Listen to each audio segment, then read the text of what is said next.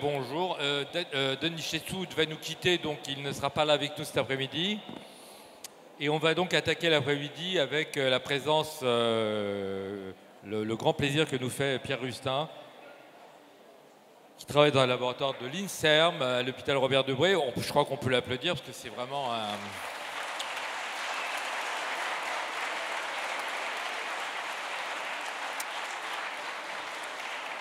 Donc, je ne vais pas en faire trop parce qu'il ne sera pas content, donc je ne vais pas en faire trop, mais tout de même c'est un scientifique très réputé, on va dire, très réputé. Et donc Pierre Rustin, c'est cet homme qui est un spécialiste mondial des maladies mitochondriales et qui finalement a lancé l'alerte la première fois avec son équipe d'ailleurs, ils étaient 9 au total, mais enfin Pierre Rustin était au devant de ça, qui a lancé l'alerte sur les SDHI que vous commencez vous à connaître puisque...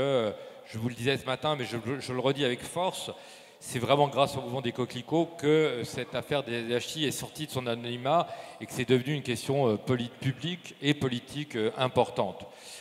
Donc Pierre Rustin, je résume très rapidement, mais il nous parlera de ce qu'il voudra d'ailleurs, mais Pierre Rustin, c'est une histoire assez saisissante puisque Pierre Rustin n'est pas du tout un spécialiste des pesticides et c'est par le hasard de son travail de recherche scientifique, travail bibliographique, qu'il est tombé en octobre 2017 sur des documents qui montraient l'existence, qui établissaient à ses yeux l'existence de pesticides SDHI. Pardon, j'ai dit une bêtise? Oui, tu as dit une bêtise. C'est une sorte de hasard, mais juste une sorte de hasard. Ça fait 35 ans, 40 ans qu'on travaille sur les maladies mitochondriales. On a commencé à une époque où c'est des maladies qui n'existaient pas. On pensait que c'était totalement impossible. Notez que ça correspond aux premiers SDHI qui ont été mis sur le marché à une époque où on ne connaissait même pas les maladies mitochondriales. Puis on a eu, avec toute la génétique, toute la découverte de ces maladies, et maintenant on est à pas loin d'une centaine de maladies humaines, dont des maladies extrêmement importantes comme le Parkinson et l'Alzheimer, qui sont en fait des maladies mitochondriales ou au moins des maladies où les mitochondries jouent un rôle fondamental. Et il se trouve qu'on ne comprend rien à l'évolution de ces maladies, et c'est là que Fabrice se trompe. Ce n'est pas exactement par hasard qu'on est tombé sur les SDHI, c'est que de façon désespérée, on essayait de trouver des facteurs qui pourraient jouer un rôle dans l'évolution des maladies mitochondriales. Et c'est là-dessus qu'on est tombé sur le fait qu'on employait des poisons en agriculture qui venaient bloquer les fonctions mitochondriales. Et nous savions depuis aussi des dizaines d'années que la respiration des cellules, c'est la même dans un champignon, chez Fabrice, chez un poisson. Le système est strictement le même. Donc, si on met une molécule qui va venir, comme les SDHI, bloquer la respiration des cellules du champignon, ces molécules vont aussi bloquer la respiration de tous les organismes vivants qui seront exposés à ces SDHI, les vers de terre, les insectes, les abeilles, et puis même l'homme, en récupérant des SDHI dans l'alimentation ou en les respirant, aura aussi des problèmes probablement avec les SDHI. Mille excuses, c'était donc pas par hasard. C'était pour me venger. Si, moi, je pense que le hasard a joué son rôle néanmoins dans cette histoire. Et en tout cas, en octobre 2017, Pierre Rustin, dans son laboratoire, découvre qu'il existe des pesticides d'un genre nouveau, dont le mécanisme d'action est relativement nouveau, plus exactement. C'est des fongicides, donc ils s'attaquent aux champignons pathogènes des récoltes. C'est leur rôle défini par les industriels. Et donc il découvre l'existence de ces SDHI qui, vous le savez peut-être, certains d'entre vous en tout cas, inhibe la fonction respiratoire, la déshydrogénase, pour employer le mot consacré, inhibe cette fonction respiratoire des champignons pathogènes, mais en inhibant, c'est-à-dire en privant ces champignons de mécanismes de respiration naturels, en inhibant cette fonction, ils font de même avec d'autres organismes. Ça, c'est Pierre Rustin et ses équipes qui ont pu le démontrer scientifiquement. Donc, Pierrot l'a dit, les abeilles, donc les champignons, les vers de terre et les humains, de la même façon, de la même manière. Et donc, tu vas raconter ça mieux que moi, mais cette date-là d'octobre 2017 est une date tout à fait essentielle, puisque à ce moment de l'histoire récente, eh bien, une autorité scientifique qui peut très difficilement être contestée dans son domaine, celle de Pierre Rustin, alerte notre agence, celle dont on parlait ce matin, l'agence de sécurité sanitaire, l'ANSES, l'alerte au téléphone sur l'existence d'un danger potentiellement considérable, et la suite à Pierrot Rustin. Alors, je vais prendre la suite peut-être en remontant un peu quand même l'histoire, c'est-à-dire en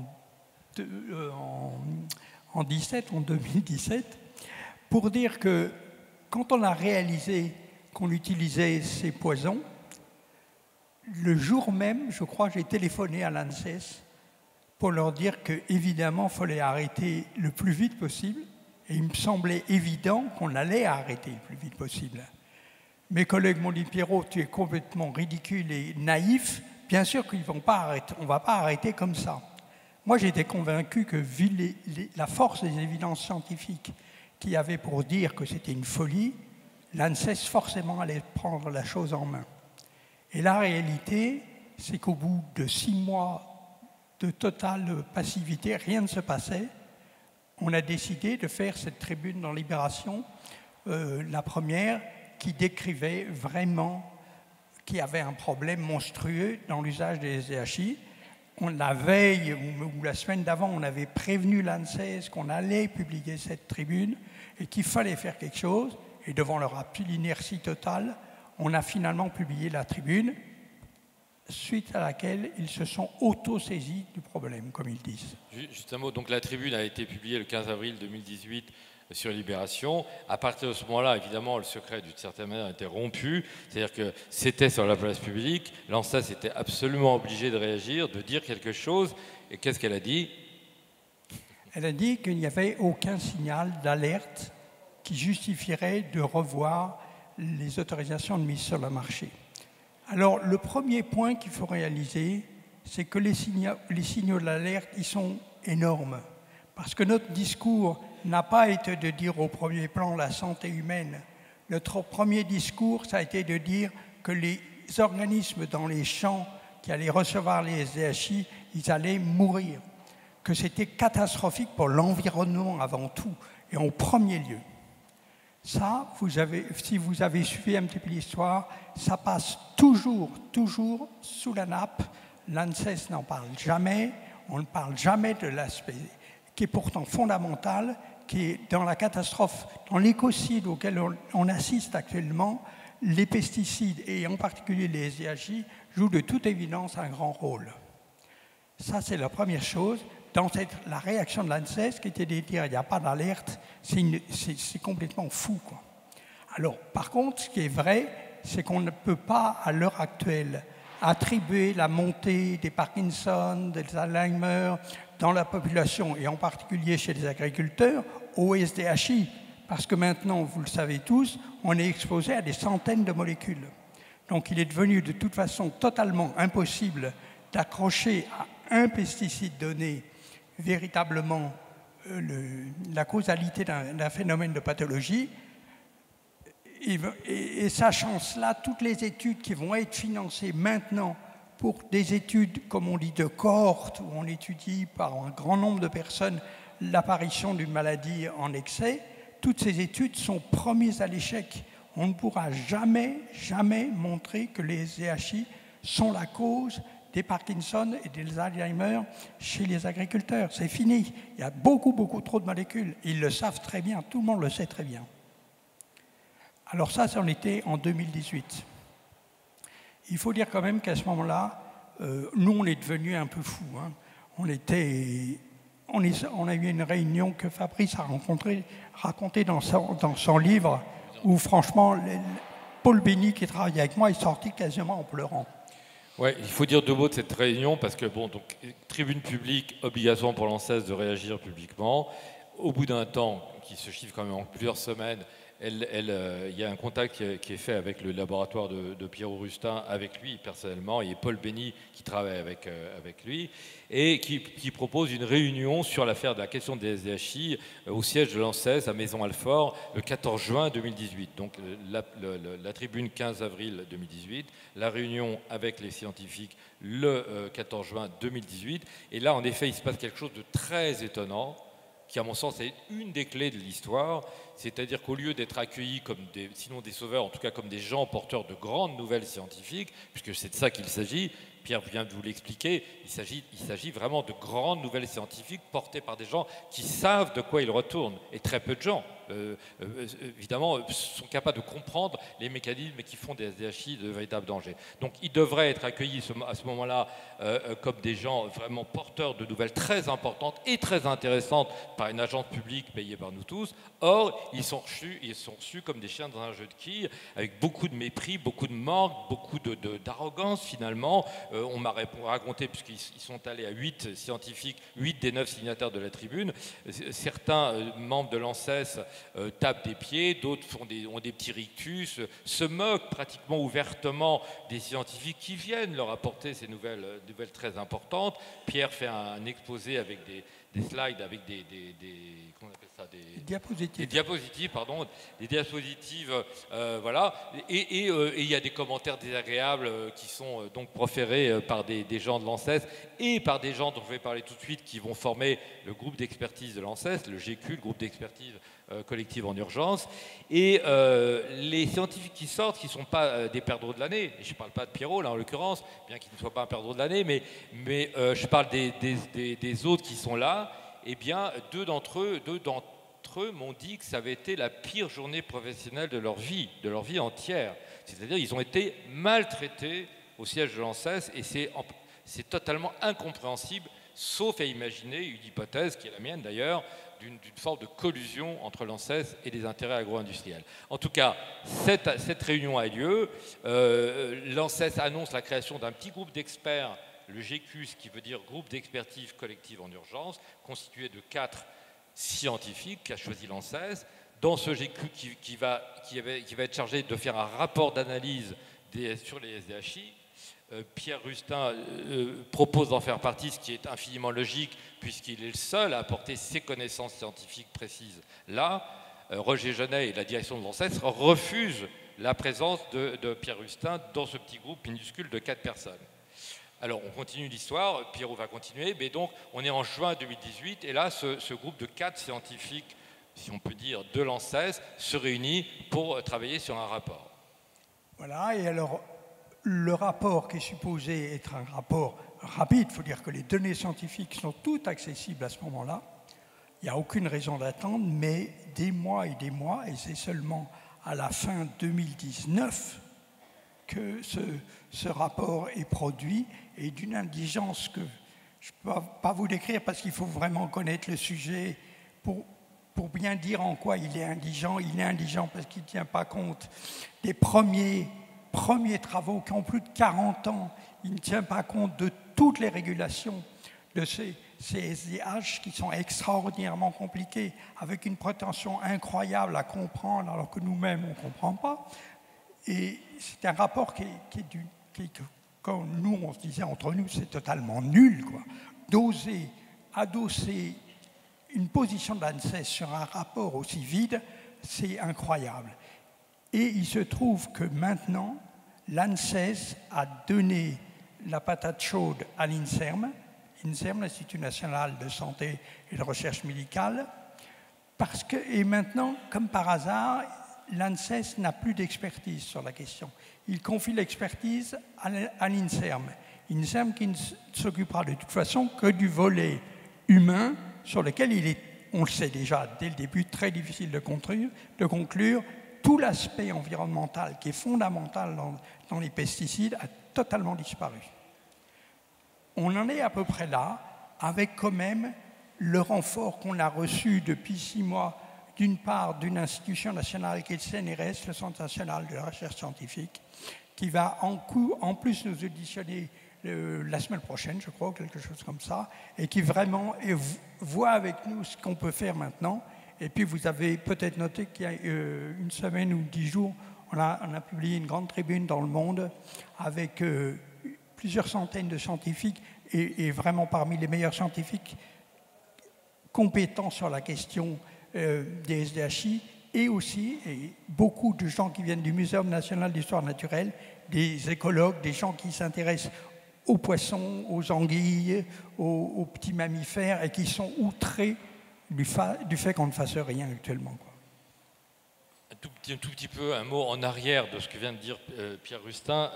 Donc il y a le rapport qui paraît le 15 janvier 2019, le rapport complètement indigne finalement de l'ANSES sur les SDHI, qui conclut qu'il n'y a pas de problème, il n'y a pas d'alerte à lancer puisque tout est sous contrôle et qu'il n'y a aucun souci. C'est vrai que moi je ne l'ai pas lu en tant que scientifique puisque je ne suis pas scientifique, j'ai lu en tant que lecteur si vous voulez, et c'est un rapport qui vraiment rend même extrêmement mal à l'aise tant ses conclusions, sa façon d'exprimer les choses est confuse, voire contradictoire.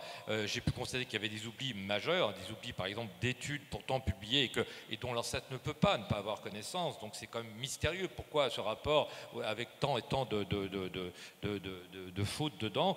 Et bon, moi j'ai travaillé sur le sujet, comme certains d'entre vous le savent, et il se trouve que le GQ, ce groupe de 4 experts de l'ANSES nommés pour faire la rédaction de ce rapport, pose un problème vraiment, un problème moral et politique tout à fait considérable, puisque le président de ce petit groupe d'experts, Jean-Ulrich Mulot, c'est un homme, je ne mets pas en cause sa probité personnelle, mais c'est un homme qui est pharmacien dans la Marine nationale et qui n'a pas, a priori, qui a très peu publié sur le plan scientifique, il n'a pas vraiment une autorité très claire pour s'exprimer sur un sujet qu'il ne connaît pas. Il est pourtant le président de ce groupe d'experts. Je rappelle que Pierrot n'a pas pu faire partie de ce groupe.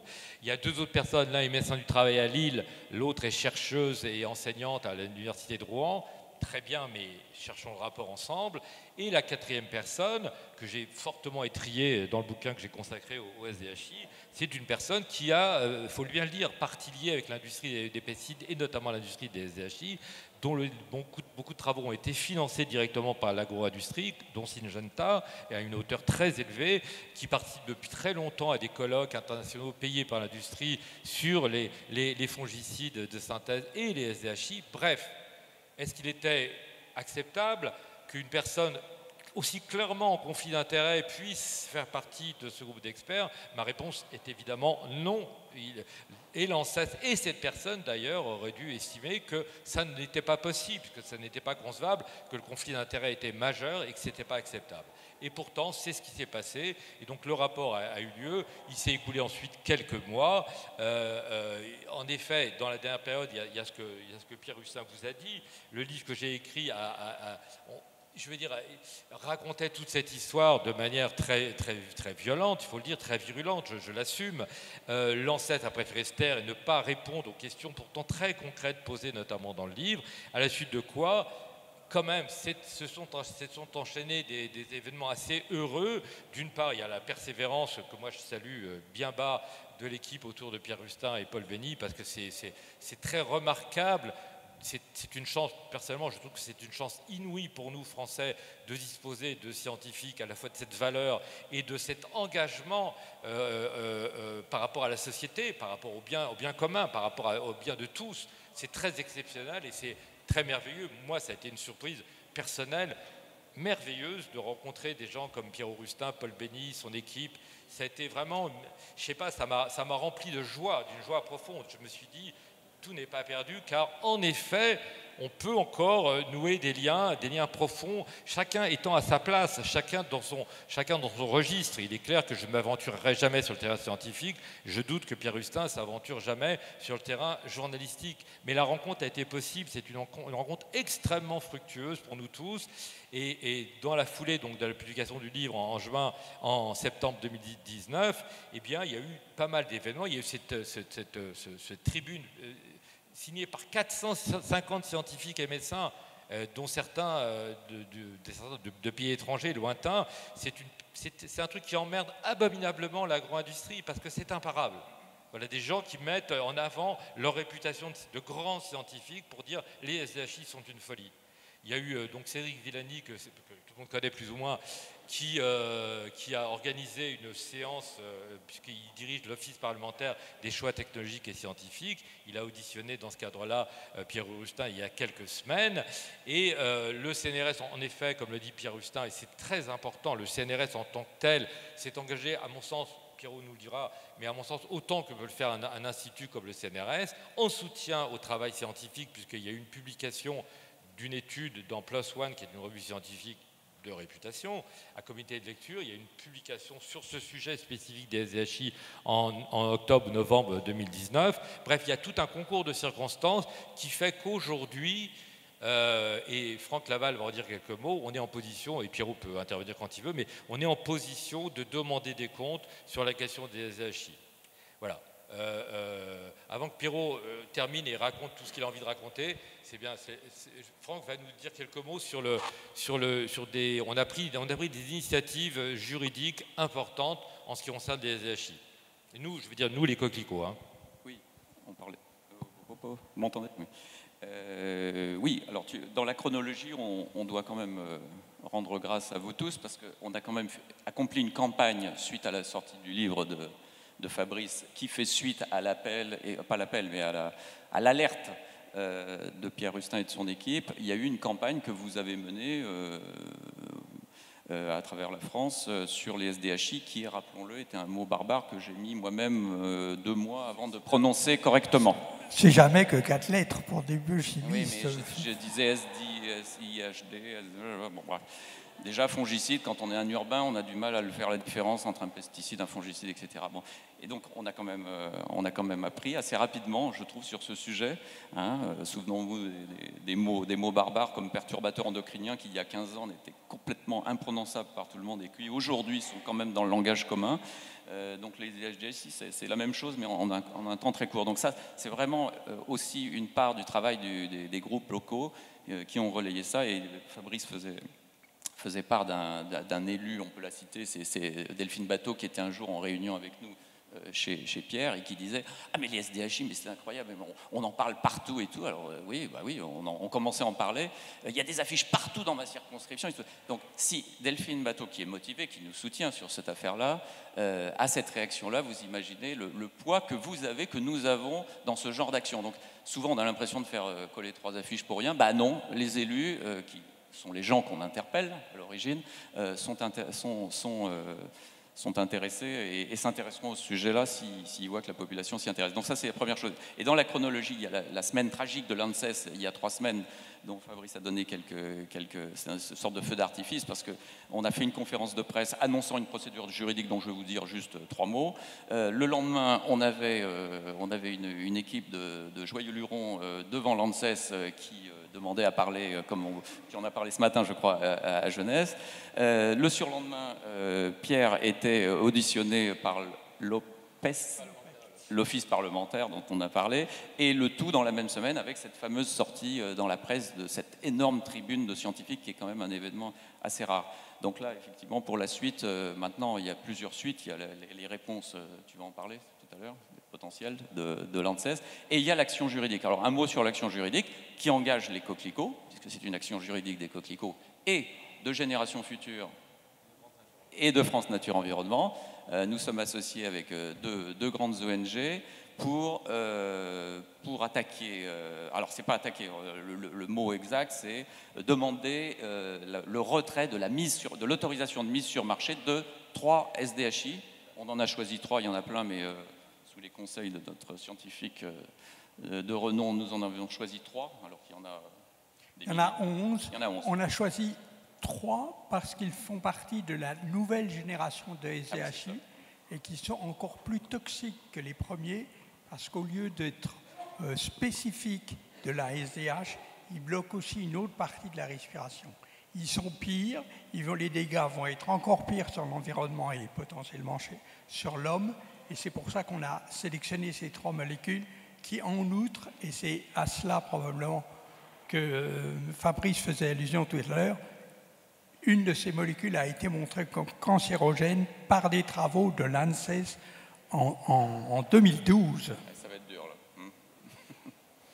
Oui, et en même temps, comme tu me l'as expliqué, avec des mots simples et j'ai réussi à le comprendre, c'est un peu le château de cartes. Ces SDHI, étant de nouvelle génération, s'ils venaient à tomber, c'est-à-dire si l'autorisation de mise sur le marché venait à être, je ne sais pas comment on peut dire, abolie ou définitivement retirée, ça aurait une conséquence, je ne me trompe pas, sur le reste des SDHI. Bon, voilà, donc on les a pas choisis pour rien. Donc ces 3 SDHI qui sont au passage produits par des grands amis, BASF et Bayer, que vous connaissez bien, Voilà, donc mise en demeure de l'ANSES pour abroger cette autorisation de mise sur marché. Donc on a 2 mois, bon c'est un peu technique, juste en 2 mots. Tribunal administratif, si nous n'avons pas de réponse ou si la réponse ne nous satisfait pas, on n'est pas à l'abri d'une surprise, dans 2 mois, donc maintenant 1 mois et demi, nous irons, donc les Coquelicots, Génération Future et France Nature Environnement, iront au tribunal administratif attaquer directement au tribunal administratif de Lyon, parce que les sièges sont à Lyon, de BASF et de Bayer, France, et pour demander cette levée d'autorisation. Voilà, donc c'est une action judiciaire qui fait suite à une alerte, voilà, c'est un peu par rapport à la discussion qu'on a eue ce matin, c'est aussi notre action de faire des actions juridiques peut-être. Ça sera en tout cas un débat qu'on devra avoir peut-être en septembre. On s'est associé dans la circonstance à un cabinet d'avocats, le cabinet Topalov, Laforgue, Tessonnière, qui est hautement spécialisé dans les questions, disons, de santé au travail, de santé environnementale. Ils ont géré et continuent à gérer des centaines, voire des milliers de dossiers autour de la question de l'amiante. François Laforgue, qui est notre avocat dans cette histoire avec Hermine Baron, est un grand spécialiste des questions de pesticides. Il est l'avocat de Paul François, l'agriculteur qui a réussi à faire condamner Monsanto au tribunal à Lyon. Bref, notre avocat pense que c'est jouable. Il y a un précédent, mais on ne va pas passer l'après-midi là-dessus, donc j'arrête moi pour ce qui me concerne. Mais il y a un précédent récent qui date de 2 ans en arrière d'interdiction de retrait de l'autorisation de mise sur le marché d'autres pesticides. Si on gagne cette partie, franchement, on va s'amuser et je pense que Bayer et BASF vont souffrir. Il y a...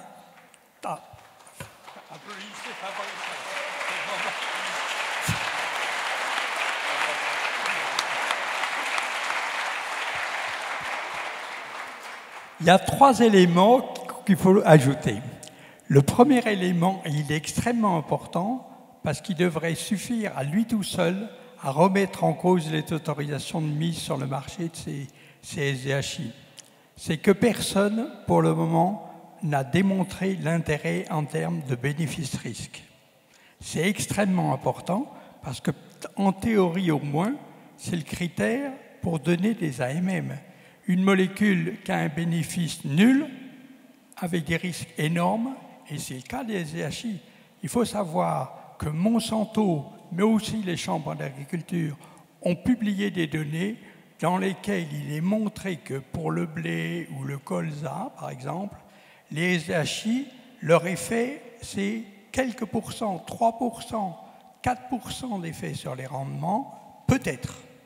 C'est-à-dire sans même indiqué de barre d'erreur dans les mesures de rendement, on parle de quelques pourcents éventuels, avec des risques qui sont monstrueux et une conséquence déjà constatée sur les écosystèmes. Donc ça devrait suffire à retirer une AMM. Le deuxième élément, c'est que ces AMM devraient être retirés si on peut montrer que d'autres agents ayant le même mécanisme ont dû être retirés parce que toxiques pour l'homme. Or, il se trouve qu'en bloquant la respiration par le complexe d'à côté de la SDH, le point juste avant, ce qu'on appelle le complexe 1, on a déclenché des Parkinson suffisamment importants en nombre pour avoir un retrait de ces molécules. Donc, des molécules. Troisième élément, ces molécules ne sont plus spécifiques. Et les personnes à l'INSERM, les supposés scientifiques, nous ont expliqué que la non-spécificité ou le changement de cible des produits était suffisant pour retirer une AMM. Je dis tout ça parce que tout ça devrait donner une espèce d'issue à l'ANSES pour reculer, parce qu'on a des éléments objectifs qui permettent de retirer les AMM sans perdre la face réellement. Ce qu'il faut maintenant essayer de trouver, parce qu'il faut bien réaliser qu'on est en train de lutter contre 30 ou 40 ans de développement scientifique où des scientifiques, et peut-être que nous-mêmes aurions été pris là-dedans, ont cru qu'on était capable, dans un laboratoire, de garantir l'innocuité des molécules. Et la réalité est tout autre, malheureusement. On voit bien que ce qui se passe dans les écosystèmes, c'est des choses qu'on a été incapable de prévoir en laboratoire. Ce n'est pas parce qu'un rat il ne va pas mourir en une semaine que quand on va mettre ça en plein champ, il n'y aura pas de conséquences. Et c'est exactement ça qui est en train de se passer. Et donc, il y a une vision très sombre des relations entre l'ANSES et l'agrochimie. Moi, je n'ai pas d'éléments là-dessus, mais par contre, il y a un élément que j'ai tout à fait, c'est que ces gens ont autorisé et mis sur les marchés et organisé la diffusion de ces molécules pendant 30 ans, ou 40 ans, ou 50 ans, et que maintenant, on vient leur dire que c'était une folie et ils n'aiment pas ça. Et ça, tous les êtres humains que je connais, ils n'auraient pas aimé ça non plus. Même moi.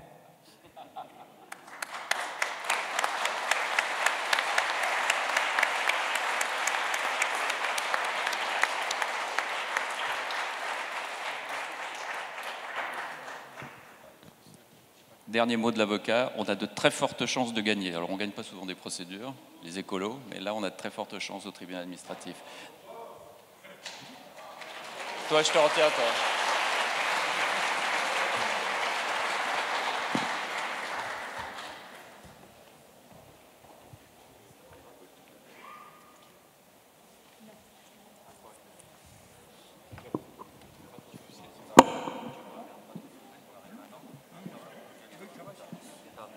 On va passer à la séance. C'est embêtant, mais je suis navré, mais on est pris par le temps, donc on va arrêter là sur la SDHI.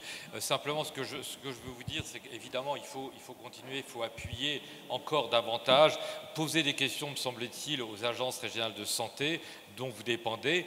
C'est elles, normalement, qui sont chargées aussi, en dernier lieu, de protéger la santé des populations. Je crois qu'il y a un travail énorme, peut-être plus en finesse que ce qu'on a fait dans un premier temps, c'est-à-dire alerter tous azimuts et coller des affiches partout où il était possible de le faire. Je crois que cette question des SDHI, c'est les coquelicots qui mènent ce combat, pas que, bien sûr que non, mais tout de même, on est vraiment à la pointe de ce combat-là. C'est un combat absolument fondamental et évidemment il faut continuer, il faut vraiment et idéalement moi je dirais que chaque groupe local devrait avoir une sorte de référent pour cette question précise des SDHI, de manière à ce que rien ne se perde, de manière à ce que l'information circule aisément, de manière à ce que tout le monde soit au courant de ce qui se passe jour après jour, parce qu'il se passe des choses pratiquement chaque semaine.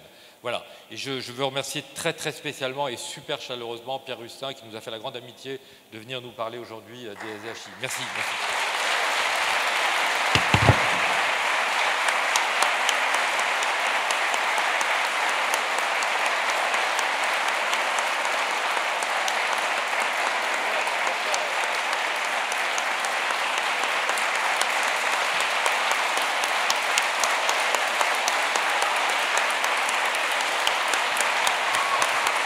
Merci, mais franchement,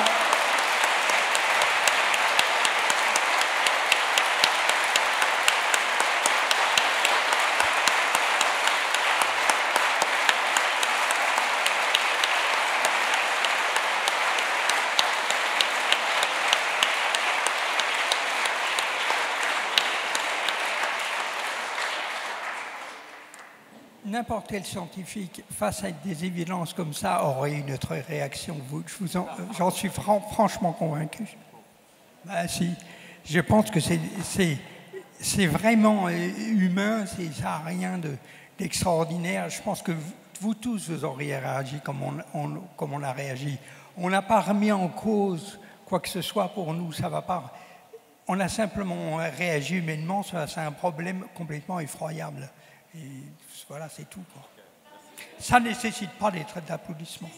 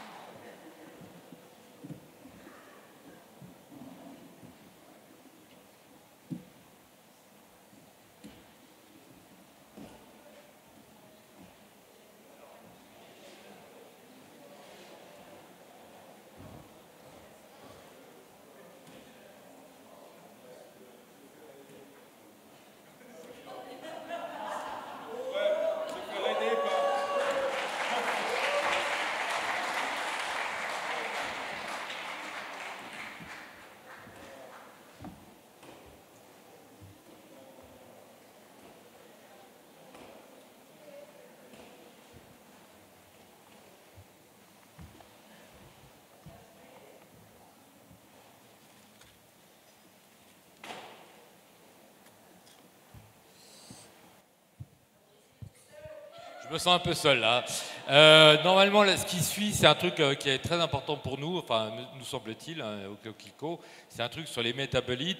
Et donc, il y a Dominique Fortunato du collectif Macérac, près de Redon, qui doit venir avec toute une équipe, une fine équipe. Je ne sais pas où ils sont. Dominique, t'es où? Ok, en avant.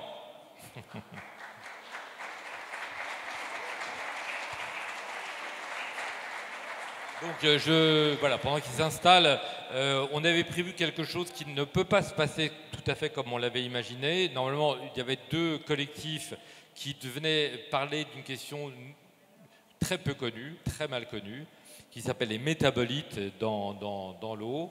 On va vous expliquer de quoi il s'agit. Donc, il y avait le collectif de Macérac et Dominique Fortunato va en parler. Et il y avait un collectif de Lyon qui devait aussi aborder cette question sous un autre angle. Malheureusement, la personne qui devait parler au nom de ce collectif de Lyon est retenue chez lui. Il ne peut pas être avec nous, ce qui fait que ça va déséquilibrer un petit peu notre séquence. J'en suis désolé, mais on va s'en tirer très bien. Alors moi, ce que je vous propose, c'est que voilà, ils ont fait super. voilà, on est bien accueillis. Donc, Dominique Fortunato, qui est à ma droite, va vous expliquer un combat que moi, personnellement, je trouve très exemplaire. C'est un combat de longue haleine qui mobilise beaucoup de gens autour de Redon. C'est une nappe d'eau qu'on appelle la nappe de Macérac, mais Dominique va tout vous expliquer calmement. Et on a décidé de centrer cette séquence avec cet exemple, et puis quelques mots que vous dirai après, sur la question nouvelle et très inquiétante des métabolites. Alors, avant que Dominique commence, je dis un mot. Les métabolites, ce n'est pas follement compliqué à comprendre. Les pesticides se dégradent forcément au contact, que ce soit de l'eau, du sol. En fonction de toute une série de critères physico-chimiques, les pesticides fatalement se dégradent chimiquement et donnent naissance à des métabolites qui sont des molécules de décomposition, de dégradation de ces pesticides qui posent visiblement des problèmes, à mon sens, je vous dirai mon sentiment, à mon sens, insoluble dans le cadre du système actuel de protection, enfin de traitement de l'eau au robinet. Donc c'est un enjeu tout à fait colossal et moi, il me semble que le mouvement des coquelicots doit s'en emparer au plus vite.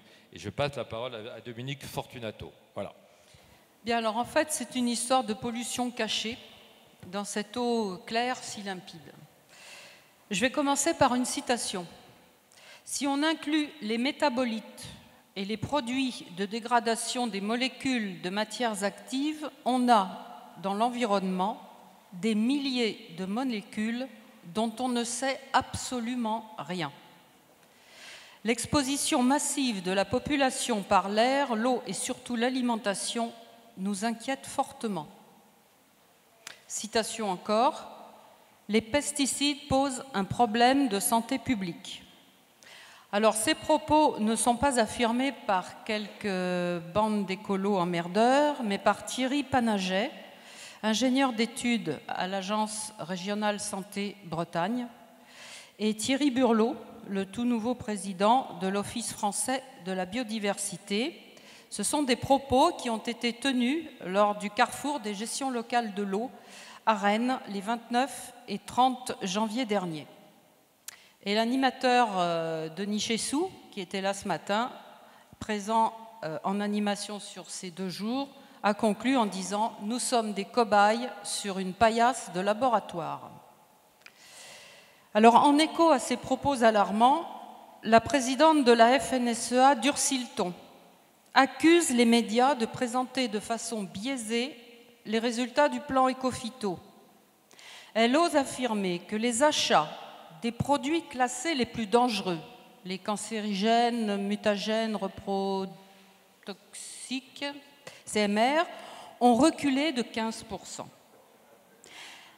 Elle dit la hausse des produits phyto est imputable à l'augmentation des achats de soufre et de cuivre utilisés en agriculture biologique.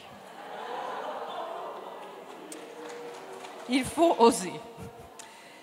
Alors, derrière ces propos effrontés, force est de constater que nous sommes très certainement à la veille d'un grave problème de santé sanitaire identique à celui de l'amiante, avec tout son cortège de responsabilités pénales.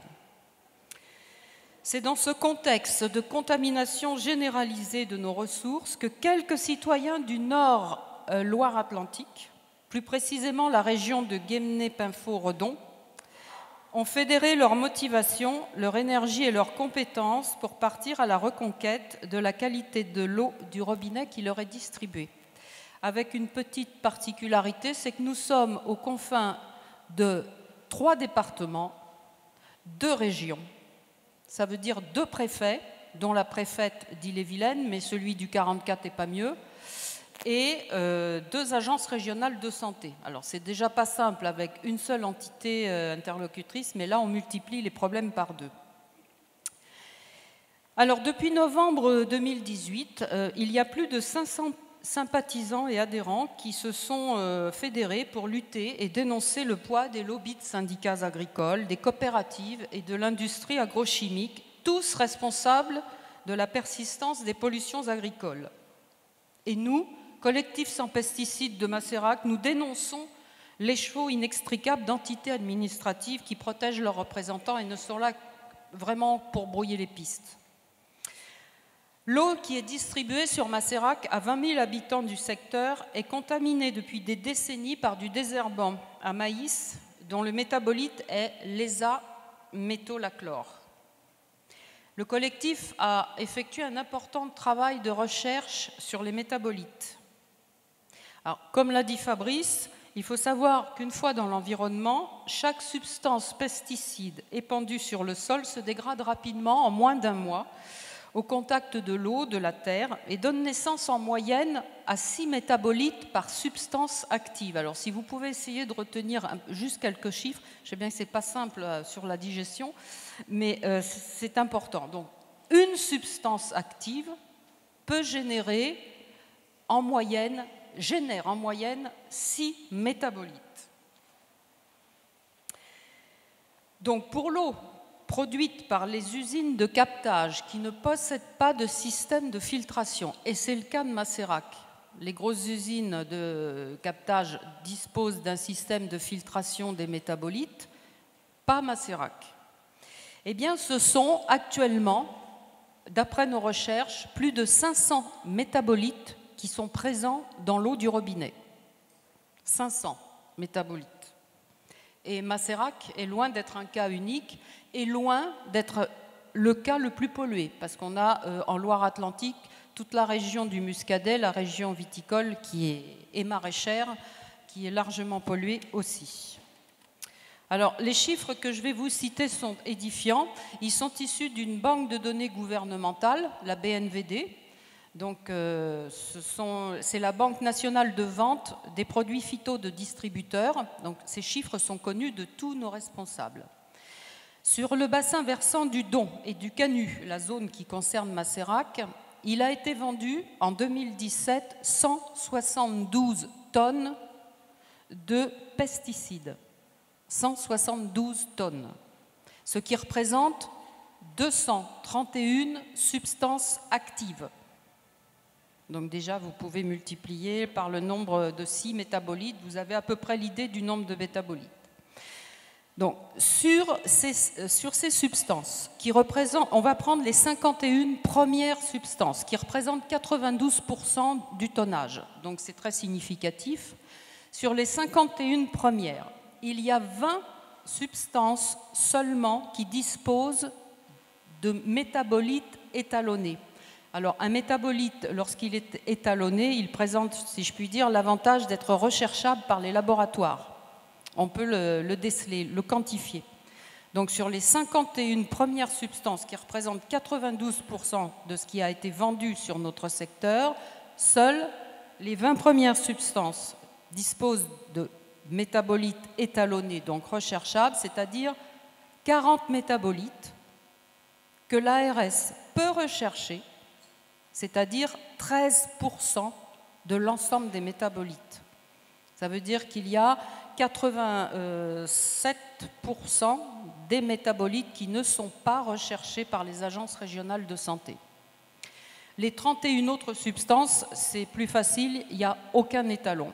Donc ça, ce sont les industriels qui bénéficient d'autorisation de mise sur le marché sans pour autant présenter les étalons qui permettent de rechercher ces produits. Alors pour l'exemple de Macérac, tu veux dire quelque chose? C'est juste sur les étalons, c'est un petit peu, c'est important d'insister là-dessus parce que sans étalons, chimie, c'est une sorte de, si j'ai bien compris, hein, tu m'arrêtes, c'est une sorte de signal chimique dont disposent les industriels. S'ils ne livrent pas ça au moment de l'autorisation de mise sur le marché, de toute façon, il y a impossibilité matérielle pour les laboratoires de rechercher ces métabolites. C'est comme s'ils n'avaient jamais existé. S'il n'y a pas fourniture de l'étalon au moment de l'autorisation de mise sur le marché, c'est terminé. Plus personne ne saura, parce que c'est terminé. On ne peut pas les rechercher, a fortiori les trouver. Donc c'est vraiment très important. Et en effet, il y a beaucoup de pesticides qui ont des autorisations de mise sur le marché sans avoir fourni aux autorités compétentes l'étalon chimique des métabolites, ce qui rend évidemment la recherche impossible. Alors sur l'exemple de Macérac, l'Agence régionale de santé Pays de Loire recherche 13 métabolites seulement, alors que 40, si vous vous souvenez, sont étalonnés, mais elle n'en recherche que 13, dont 8 sont des métabolites de produits qui ne sont plus vendus, comme l'atrazine par exemple. Donc ce sont des produits, les métabolites sont très rémanents, c'est-à-dire qu'ils ont une durée de vie dans l'eau très très longue. Alors on retrouve, donc ils recherchent 13 métabolites, dont 8 qui ne sont plus vendus. Ça veut dire que 13 moins 8, c'est simple, ça fait 5 métabolites recherchés par l'ARS, alors qu'en fait, il y en a quand même 40 qui sont étalonnés, et puis des centaines qui elles, on n'en sait rien. Donc avec ces 500 métabolites non analysés ou non analysables, on peut supposer, bien entendu, et c'est là tout notre combat, que les limites de qualité de 0,5 microgrammes par litre total pesticides sont en réalité largement dépassées et que l'eau serait impropre à la consommation. Et ce fut d'ailleurs une remarque que le directeur de l'Agence régionale santé Pays de Loire nous a émise à la suite d'une rencontre. Il nous a dit, stricto sensu, si on les cherche, on va les trouver. Et il faudrait fermer tous les captages. Impossible. Voilà. Alors, la situation... Oui, je ne mets pas d'insister parce que c'est vraiment une clé inouïe quand on y réfléchit. Donc, il y a eu une rencontre à l'initiative du collectif Macérac et le directeur de l'Agence régionale de santé. Donc, ils discutaient de tout cela. Vous avez fait apparaître qu'il n'y avait pas de recherche de métabolites et donc on n'en trouvait pas, étant entendu qu'il y a une limite légale dont on va reparler, enfin il y a une limite en tout cas qu'il y a une directive européenne, on en parlera tout à l'heure, et lui disant cela, lui qui est chargé de nos sécurités à tous, a dit tout simplement que si on faisait ça, et bien sûr qu'il faudrait le faire, eh bien on serait obligé de fermer tous les captages d'eau, et donc ça créerait une crise sanitaire et politique tout à fait gigantesque. On ne pourrait plus distribuer d'eau potable. Je ne sais pas si vous vous rendez compte de l'affaire. C'est une affaire incroyable. Pour remédier à cette situation, il n'y a donc que 2 solutions à mettre en œuvre. L'interdiction des pesticides sur la totalité des bassins versants, c'est ce que l'on demande depuis 1 an et demi maintenant, avec les querelles entre nos 2 préfets de région, puisqu'on a la zone de captage est polluée en partie par des agriculteurs de l'Ille-et-Vilaine, donc c'est compliqué. Il faudrait aussi installer obligatoirement des dispositifs de filtration sur les captages souterrains, compte tenu donc de la rémanence des métabolites. Pour certains, c'est 15 ans et plus. Dans l'immédiat, des captages tels que ceux de Macérac devraient être fermés, c'est certain. Alors, le distributeur Atlantico a demandé au préfet une dérogation. Alors, ça peut paraître aberrant comme ça, une dérogation pour continuer à distribuer de l'eau polluée. Sauf que ça présente quand même l'intérêt d'être assorti d'un plan d'action préventif et curatif. Alors, curatif, bon, c'est l'interdiction des pesticides d'ici 20 ans ou 30 ans, enfin c'est très très long. Et on a réussi à avoir la mise en... Atlantico, le distributeur, a voté l'installation d'une filière de traitement et même une filière de traitement provisoire dès le printemps 2020. En attendant, on achète de l'eau à Redon. Et comme l'eau de Redon, l'Agence régionale de santé ne recherche pas les mêmes métabolites selon les régions de France, eh bien, on s'est aperçu, avant d'acheter l'eau de Redon, on a demandé à la faire analyser. Et il se trouve qu'elle contenait le fameux hexamétolachlore dans des quantités hors normes Et il a fallu qu'il rechange 2 fois en quelques mois les systèmes de filtration pour un coût de 60 000 € sur 3-4 mois. Voilà. Alors, pour brouiller encore un petit peu plus les données et se défausser, l'ANSES a émis un avis, le fameux avis qu'on attendait tous depuis 2 ans, et qui énonce un principe de pertinence. Alors là, c'est costaud aussi. Oui, un métabolite peut être pertinent ou non pertinent. Alors, selon l'ANSES, un métabolite de pesticides est jugé pertinent pour les eaux destinées à la consommation humaine s'il y a lieu de considérer qu'il pourrait engendrer, lui-même ou ses produits de transformation, un risque sanitaire inacceptable pour le consommateur. Quelle définition rigoureuse l'ANSES applique-t-elle au mot « risque » ? La question est posée.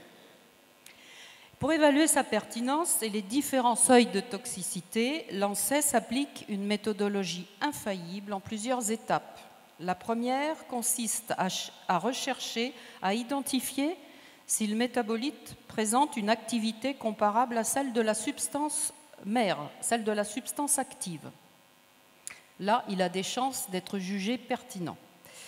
Les étapes suivantes s'intéressent au potentiel de génotoxicité pour la reproduction, cancérogénicité, perturbations endocriniennes, etc., avec des tests, rappelons-le, réalisés sur des rats et des chiens, et par les fabricants de pesticides. Donc, sur notre captage, au terme de toutes ces étapes, l'ANSES n'a retenu que 3 métabolites pertinents. Je rappelle, sur plus de 500. Dont les amétolachlore, bien sûr, qui est largement au-dessus de la norme depuis 2016 en ce qui nous concerne. Donc ces chiffres, vous vous en doutez, sont gravissimes. Le collectif Sans Pesticides dénonce l'omerta et l'inertie des services de l'État dans la protection de la santé publique et de l'environnement. Il revendique l'application du principe de précaution inscrit dans la Constitution et la mise en place d'une dérogation elle aussi légale lorsque les seuils dépassent certaines normes. Le collectif se bat pour que le préfet prenne en compte les messages d'alerte de l'Agence régionale de santé, mette en place un arrêté immédiat interdisant l'utilisation des pesticides sur l'aire d'alimentation du captage. Nous demandons au préfet de cesser d'autoriser l'extension d'élevage industriel qui génère l'accroissement des cultures utilisatrices de pesticides sur les bassins versants déjà très dégradés. Nous demandons aux services d'État d'appliquer le principe pollueur-payeur plutôt que de demander aux élus locaux, c'est le cas en ce moment, de négocier avec les responsables agricoles des compensations financières. Nous demandons à l'ARS et l'ANSES de procéder à des analyses exhaustives pour rechercher les pesticides et leurs métabolites présents dans les eaux brutes. Nous demandons que ces résultats soient publiés au grand public sur les factures d'eau. Et c'est aussi là l'intérêt de la dérogation, c'est qu'elle implique un avis à la population, notamment aux personnes fragiles, vulnérables, les femmes enceintes, les nourrissons de moins de 6 mois et les personnes âgées. Le collectif Sans Pesticides exige donc de l'ARS qu'elle recherche les mêmes substances dans toutes les régions de France et de façon exhaustive, dénonce les incohérences et les manquements de l'ARS et de l'ANSES qui, plutôt que d'agir pour protéger la population, mentent par omission en déclarant que l'eau est de bonne qualité à partir d'analyses très partielles et autorisent la mise sur le marché de produits sur la base d'études d'impact réalisées. Alors oui, le combat contre les pesticides et leurs métabolites doit être le grand combat de demain si nous voulons cesser d'être des cobayes sur une paillasse de laboratoire.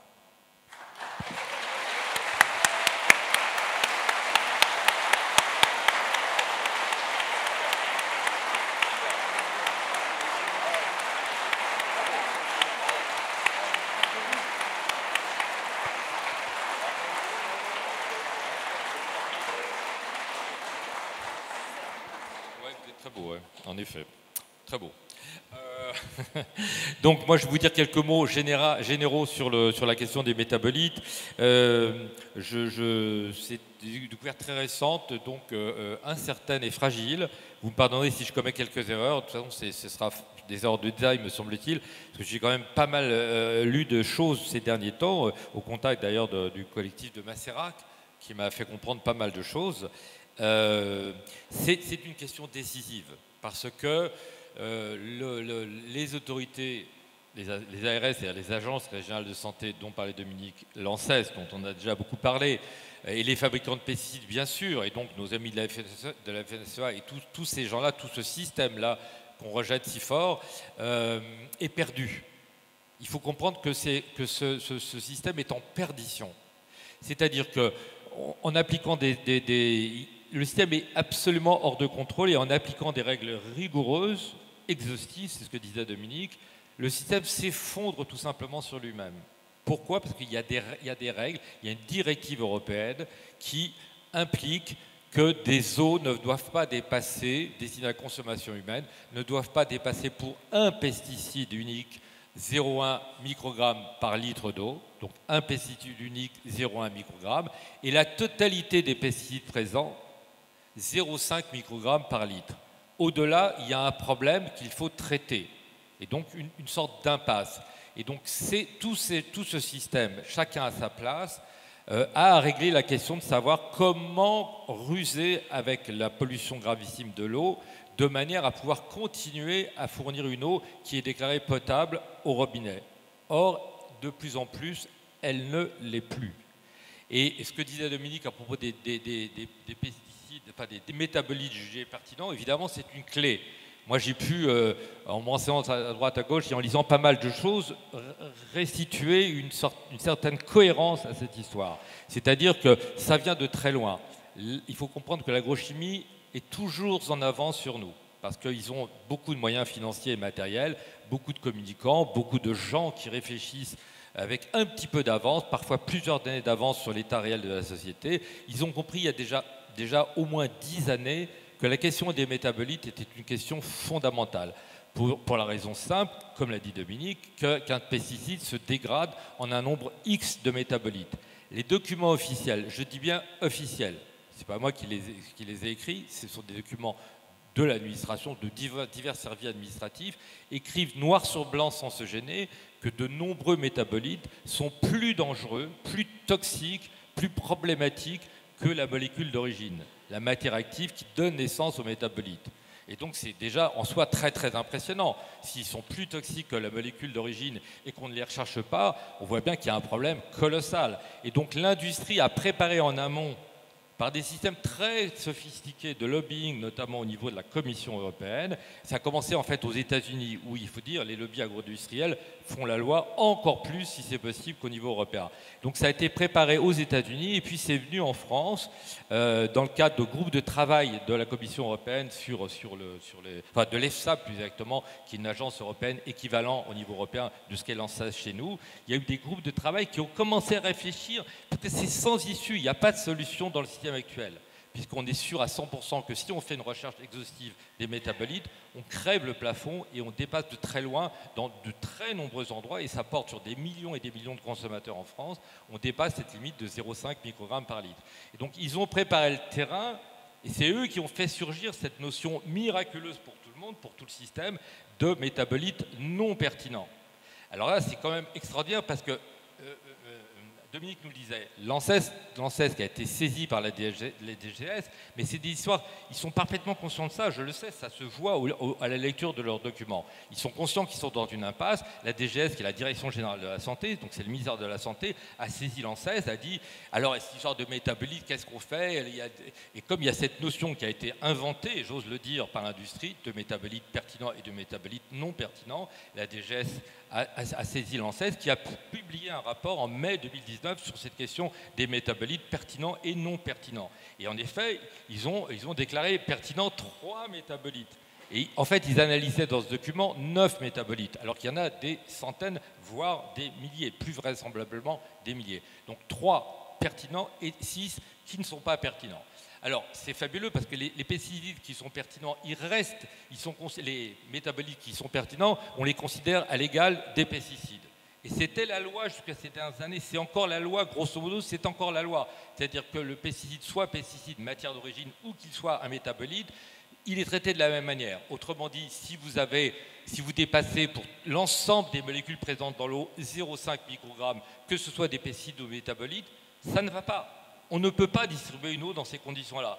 Et donc, eux, en revanche, si on arrive à classer dans la catégorie non pertinente des métabolites, là, la limite par molécule, c'est plus 0,1 microgramme, c'est 0,9 mg. C'est une multiplication par 9. Donc c'est évidemment génial. Ce qu'ils veulent, c'est classer le plus possible de métabolites des pesticides dans la catégorie des non pertinents. Et de la sorte, ils gagneront plusieurs années pour lesquelles ils chercheront je ne sais quelle solution. Mais en tout cas, la multiplication sera par 9. Vous imaginez, la pollution légale sera multipliée par 9. C'est génial.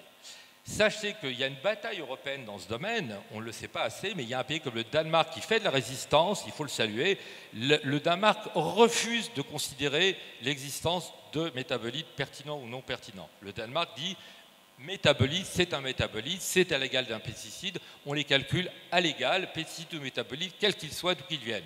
Et si on appliquait cette règle en France, il est certain qu'un nombre colossal de captages d'eau serait tout simplement fermé, posant une question politique majeure à la France, c'est qu'est-ce qu'on fait puisqu'on ne peut plus distribuer de l'eau potable qui ne dépasse pas la norme qui est en vigueur en France, qui vient donc d'une directive européenne. Et si vous voulez, ça se voit, pour qui connaît la chanson, et je la connais un petit peu, on voit le travail de sape de cette norme européenne. L'ANSES contribue à ce travail de sape, en estimant que finalement il y a d'autres valeurs à considérer, comme ce qu'ils appellent les Vmax, les valeurs, peut-être que François Vaillerette en sait plus que moi sur le sujet, s'il veut intervenir, il le peut, et donc ils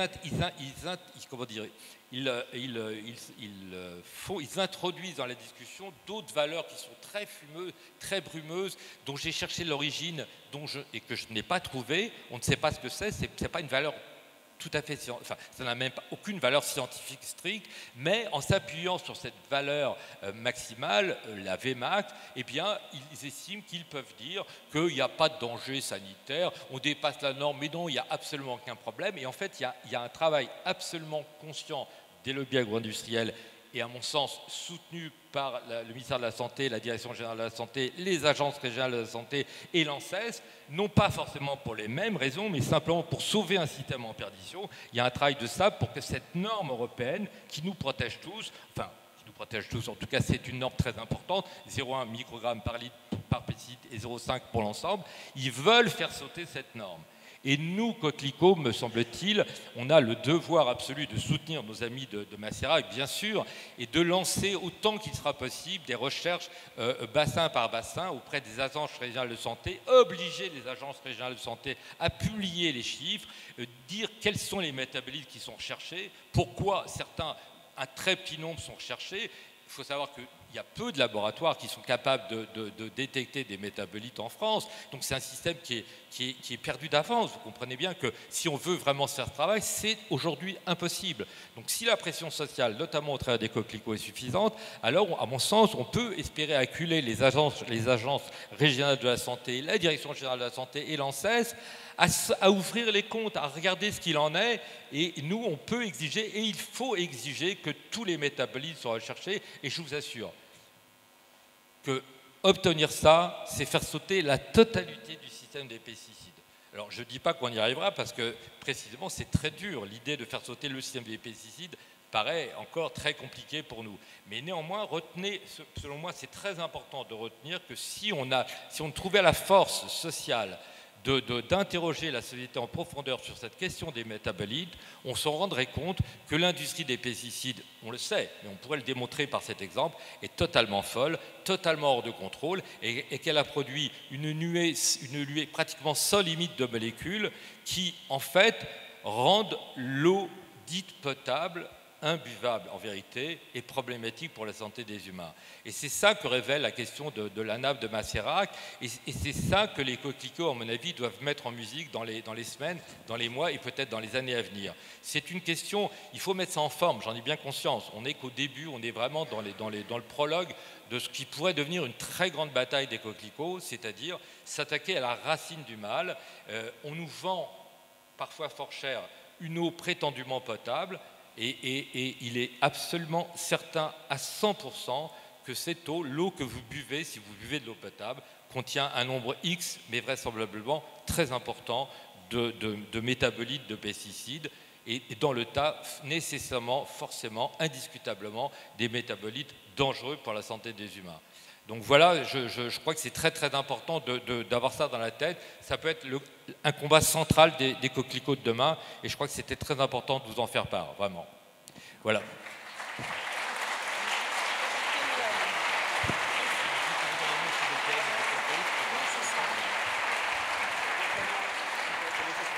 Donc, ouais, François Verret, directeur de Génération Future. Je me permets de prendre la parole 30 secondes. Merci beaucoup pour tout le travail que vous avez fait sur un sujet qui est essentiel.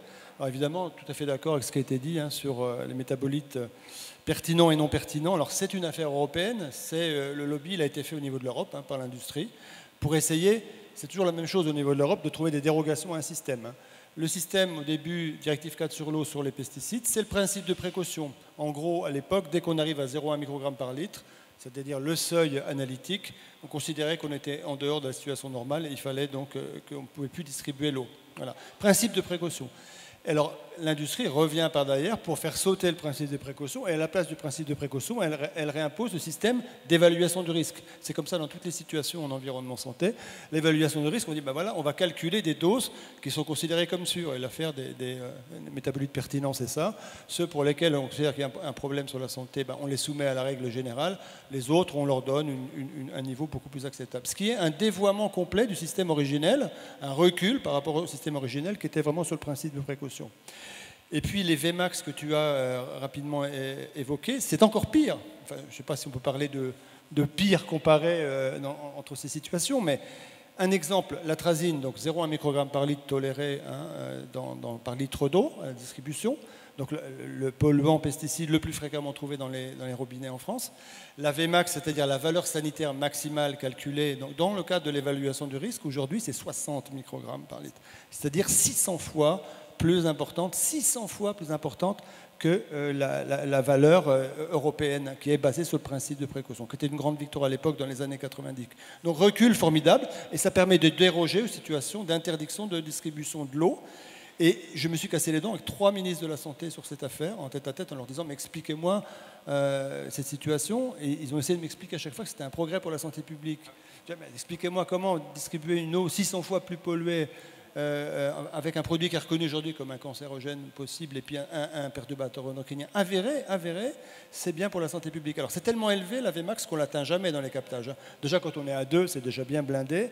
Donc 60, ils ont vraiment une marge de folie, quoi. Ils peuvent y aller comme ils veulent. Donc en fait, cette affaire-là, c'est l'affaire de revenir au principe de précaution qui est dans la législation européenne et arrêter ce système dérogatoire qui est complètement fou, mais qui n'est pas qu'un système français, c'est un système européen qui a été construit par tout le lobbying de l'industrie et de manière générale, pour conclure, un collègue hollandais, Hans Millerman de Pan Europe, qui a fait le boulot pour toute une série de problématiques. Il a remonté historiquement tout le rôle de l'industrie, comment ils avaient su imposer les normes autour de du dernier demi-siècle en fait, qu'on vient de connaître, et comment en fait, ils ont taillé sur mesure leurs propres règles pour gérer les soucis. Donc là, c'est une vraie campagne à mener pour arriver à la fois à gérer ces questions de métabolites pertinents, non pertinents, qui finalement met toute une série de produits dangereux de côté, et puis que l'ANSES applique bêtement, je ne défends pas l'ANSES, mais elle les applique bêtement, avec peut-être un peu plus de zèle que les Danois, j'en conviens.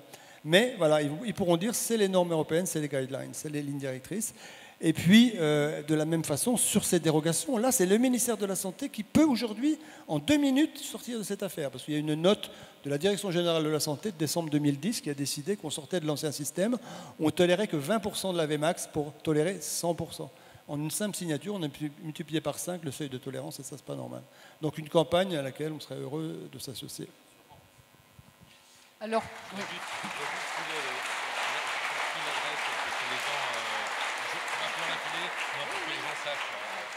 Voilà, juste un mot, retenez que que les groupes locaux peuvent envoyer des mails au collectif de Macérac. Dominique va vous filer l'adresse mail, essayez de la retenir si c'est possible. En tout cas, ceux qui voudraient travailler sur la question des métabolites peuvent envoyer des mails à Dominique, enfin au collectif de Macérac, et à partir de Macérac, peut-être on pourra imaginer une coordination.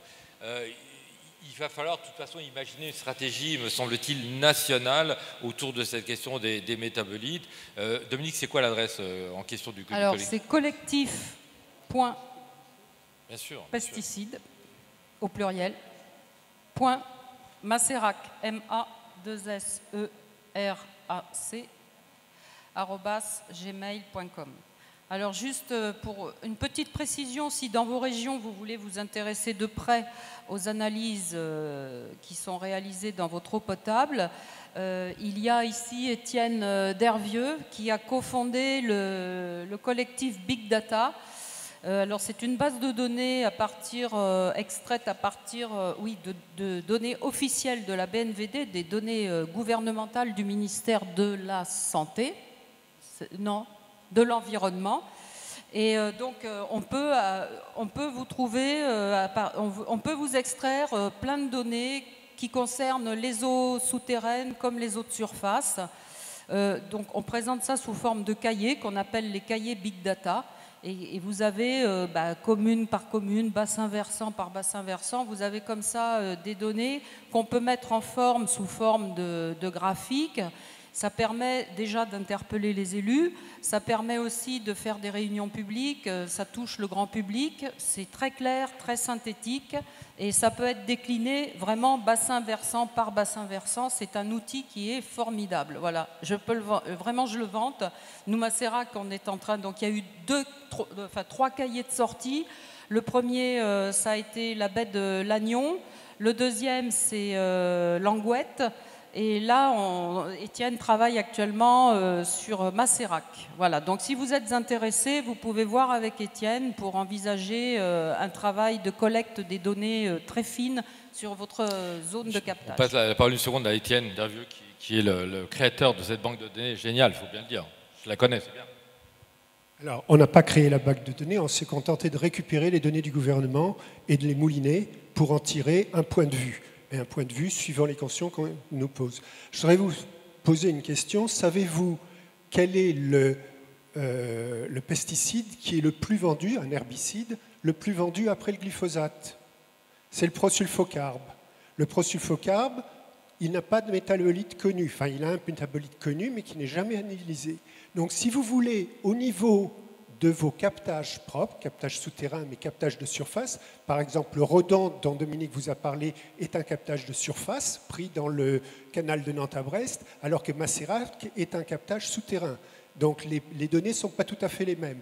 Mais vous pouvez effectivement analyser vos captages, regarder comment ils sont, regarder les pesticides les plus vendus, à commencer par le glyphosate, le prosulfocarbe, le S-métolachlore, et commencer à analyser les quantités. Vous pouvez les trouver dans les banques de données qui sont publiques. Vous allez sur Hauts-de-France, vous trouverez les banques de données et vous pouvez soit les mettre dans une base de données pour pouvoir les mouliner vous-même, soit nous demander de les mouliner pour vous. Donc c'est important de commencer le travail à partir de vos propres données et on a tous les moyens parce que les données existent, les données sont publiées. Voilà, c'est tout ce que je voulais vous dire.